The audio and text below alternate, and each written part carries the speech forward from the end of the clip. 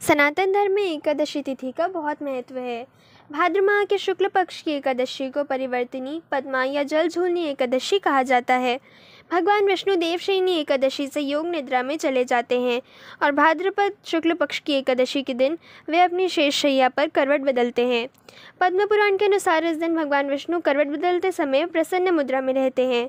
इस अवधि में भक्तिभाव एवं विनय पूर्वक उनसे जो कुछ भी मांगा जाता है वे अवश्य प्रदान करते हैं।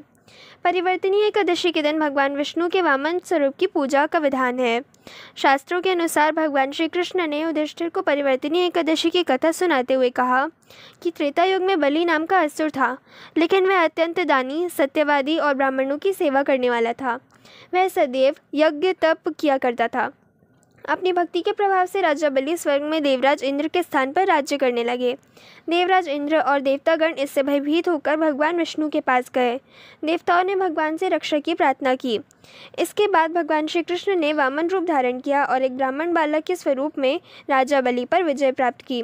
भगवान श्री कृष्ण ने कहा, वामन रूप लेकर मैंने राजा बलि से याचना की, हे राजन, यदि तुम मुझे 3 पग भूमि दान करोगे तो इससे तुम्हें 3 लोक के दान का फल प्राप्त होगा।